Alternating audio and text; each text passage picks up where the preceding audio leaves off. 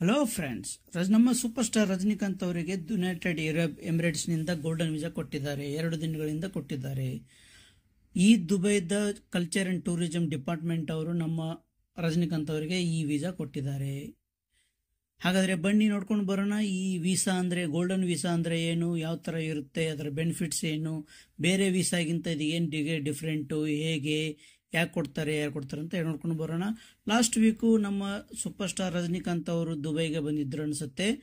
ಆಗ ದುಬೈಗೆ ಬಂದಾಗ ದುಬೈದಲ್ಲಿ Lulu head ಅವರದಂತ Yusuf Ali ಅವ್ರ ಜೊತೆ ಎಂಜಾಯ್ ಮಾಡಿ ಹೋಗಿದ್ದಾರೆ ಅಂತ ಕೇಳಲ್ಪಟ್ಟಿದ್ದೀವಿ. ರೋಲ್ಸ್ ರಾಯ್ಸ್ ಕಾರಲ್ಲಿ ಎಂಜಾಯ್ ಮಾಡಿದ್ದಾರೆ ಅಂತ ಕೇಳಲ್ಪಟ್ಟಿದ್ದೇವೆ.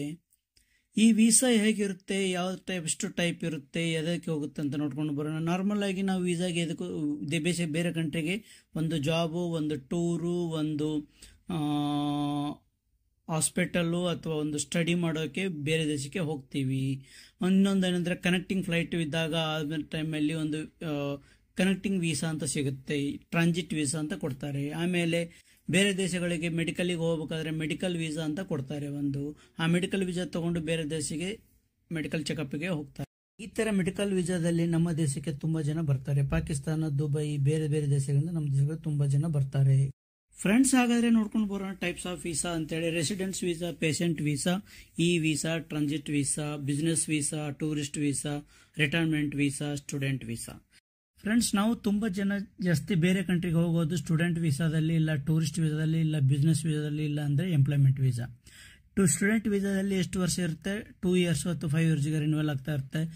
ಟೂರಿಸ್ಟ್ ವೀಸಾ, ಬಿಸ್ನೆಸ್ ವೀಸಾದಲ್ಲಿ ಎಷ್ಟು ದಿನ ಬೇಕು ನಮಗೆ ಅಷ್ಟು ದಿನ ನಾವು ವೀಸಾ ತಗೊಂಡು ಹೋಗ್ತಿರ್ತೀವಿ. ಅದಾದ್ಮೇಲೆ ಅದೇ ಎಕ್ಸ್ಪೈರ್ ಆದ್ಮೇಲೆ ನಾವು ರಿಟರ್ನ್ ನಮ್ಮ ದೇಶಗಳಿಗೆ ಬರ್ತೀವಿ. ಮತ್ತೆ ಹೋಗ್ಬೇಕಾದ್ರೆ ಬೇರೆ ತೆಗೆದುಕೊಂಡು ಹೋಗಬೇಕಾಗುತ್ತೆ. ಎಂಪ್ಲಾಯ್ಮೆಂಟ್ ವೀಸಾದಲ್ಲಿ ಏನಾಗುತ್ತೆ ಅಂತಂದ್ರೆ, ಎಂಪ್ಲಾಯ್ಮೆಂಟ್ 2 ವರ್ಷಕ್ಕೊಮ್ಮೆ ರಿನ್ಯೂವಲ್ ಆಗುತ್ತೆ. 2 ವರ್ಷಕ್ಕೊಮ್ಮೆ ಎವ್ರಿ ಎಂಪ್ಲಾಯಿ ರಿನ್ಯೂವಲ್ ಮಾಡಿಕೊಂಡು ಮತ್ತೆ ಕಂಟಿನ್ಯೂ ಮಾಡಬೇಕಾಗುತ್ತೆ. ಫ್ರೆಂಡ್ಸ್, ಈ ಗೋಲ್ಡನ್ ವೀಸಾ ಯಾರ್ಯಾರು ಕೊಡ್ತಾರೆ ಅಂತ ನೋಡ್ಕೊಂಡು ಬರೋಣ. ಒಂದು ಇನ್ವೆಸ್ಟರ್ಸ್ಗೆ, ಬಿಸ್ನೆಸ್ ಸ್ಟಾರ್ಟ್ಅಪ್ ಓನರ್ಸ್ಗೆ, ಡಾಕ್ಟರ್ಸ್ಗೆ, ಇಂಜಿನಿಯರ್ಸ್ಗೆ, ಎಕ್ಸಿಕ್ಯೂಟಿವ್ಸ್ ವಿತ್ 50K ಸ್ಯಾಲರಿಗೆ, ಡಿಸ್ಟಿಂಕ್ಷನ್ ಸ್ಟೂಡೆಂಟ್ಸ್ ಕೊಡ್ತಾರೆ. ಫ್ರೆಂಡ್ಸ್, ಗೋಲ್ಡನ್ ವೀಸಾ ಅಡ್ವಾಂಟೇಜ್ ನೋಡ್ಕೊಂಡು ಬರೋಣ. ಲಾಂಗ್ ಟರ್ಮ್ ರೆಸಿಡೆನ್ಸಿ ಇರುತ್ತೆ, ಪ್ರಾಪರ್ಟಿ ಬೈ ಮಾಡ್ಬೋದು, ಸ್ಪಾನ್ಸರ್ ಅವಶ್ಯಕತೆ ಇಲ್ಲ, ಫ್ಯಾಮಿಲಿಗೆ ಡೊಮೆಸ್ಟಿಕ್ ಎಂಪ್ಲಾಯ್ ಕೊಡ್ಬೋದು, ಟ್ಯಾಕ್ಸ್ ಇರೋದಿಲ್ಲ, ಮಲ್ಟಿಪಲ್ ಎಂಟ್ರಿ ವೀಸಾ ಇರುತ್ತೆ. ಎಲ್ಲಕ್ಕಿಂತ ಹೆಚ್ಚಾಗಿ ಎಂಪ್ಲಾಯ್ಮೆಂಟ್ ಯಾವುದೇ ರಿಸ್ಟ್ರಿಕ್ಷನ್ ಇರೋದಿಲ್ಲ. United Arab governments 1,58,000 golden visas ನ ವರ್ಲ್ಡ್ ವೈಡ್ ಎಲ್ಲ ಸೆಲೆಬ್ರಿಟೀಸ್ಗೆ ಕೊಟ್ಟಿದ್ದಾರೆ ಅಂತ ಹೇಳ್ಬೋದು. ಈ United Arab Emirates world wide ಎಲ್ಲ ಸೆಲೆಬ್ರಿಟೀಸ್ಗೆ, ಮೇನ್ ಕ್ರಿಕೆಟ್ ಪ್ಲೇಯರ್ಸ್ಗೆ, ಫುಟ್ಬಾಲ್ ಪ್ಲೇಯರ್ಸ್ಗೆಲ್ಲ ಈ ಗೋಲ್ಡನ್ ವೀಸಾ ಕೊಟ್ಟಿದ್ದಾರೆ. ನಮ್ಮ ಇಂಡಿಯಾದಕ್ಕೆ ವಿಷಯಕ್ಕೆ ಬಂದರೆ ಮೋರ್ ದೆನ್ 30 ಗೋಲ್ಡನ್ ವೀಸಾಸು ಸಿಕ್ಕಿದೆ ಅಂತ ಹೇಳ್ಬೋದು. ನೀವು ಚಿತ್ರದಲ್ಲಿ ಕಾಣ್ತಾ ಇರಬಹುದು, ಫರಾ ಖಾನ್, ಕುಂದರ್, ಸೋನು ಸೂದ್, ಸುನಿಲ್ ಶೆಟ್ಟಿ, ನೇಹಾ ಕಕ್ಕರ್, ಮೋನಿ ರಾಯ್, ಸಾನಿಯಾ ಮಿರ್ಜಾ, ಉರ್ವಶಿ ರೌಟೆಲ್ಲ, ಬೋನಿ ಕಪೂರ್, ಈವನ್ ಕೃತಿ ಸನನ್ಗೆ ಕೂಡ ಸಿಕ್ಕಿದೆ ಅಂತ ಹೇಳ್ಬೋದು. ಸಂಜಯ್ ದತ್ ಹುಟ್ಟಿದ್ದಾರೆ. ನಮ್ಮ ರಜನಿಕಾಂತ್ ಅವರಿಗೆ ಈಗ ಸಿಕ್ಕಿದೆ ಅಂತ ಹೇಳ್ಬೋದು. ಫ್ರೆಂಡ್ಸ್, ನೀವು ಅನ್ಕೊಳ್ಬೋದು ರಜನಿಕಾಂತ್ಗೆ ಇಷ್ಟು ಲೇಟಾಗಿ ಗೋಲ್ಡನ್ ವೀಸಾ ಕೊಟ್ಟಿದ್ದಾರೆ ದುಬೈ ಗೌರ್ಮೆಂಟ್ ಅಂತ ಅನ್ಬೋದು.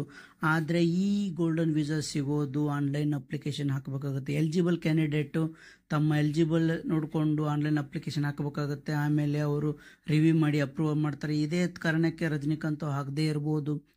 ನಾ ಹೇಳಿದ ರೀತಿಯಲ್ಲಿ ಲಾಸ್ಟ್ ಟೈಮು ರಜನಿಕಾಂತ್ ಅವರು ದುಬೈಗೆ ಬಂದಾಗ ಯೂಸುಫ್ ಅಲಿ ಅವ್ರಿಗೆ ಮೀಟ್ ಮಾಡಿದ್ದಾರೆ ಅಂತ ಹೇಳಿದ್ನಲ್ಲ, ಆವಾಗ ಯೂಸುಫ್ ಅಲಿ ಅವರು ಐಡಿಯಾ ಕೊಟ್ಟಿದ್ದು.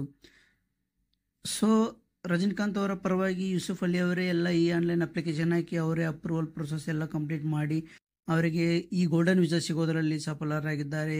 Thank you very much guys. ವಿಷಯ ಇಷ್ಟ ಆಗಿದ್ರೆ ಸಬ್ಸ್ಕ್ರೈಬ್ ಮಾಡಿ, ಲೈಕ್ ಮಾಡಿ, ಶೇರ್ ಮಾಡಿ. Thank you.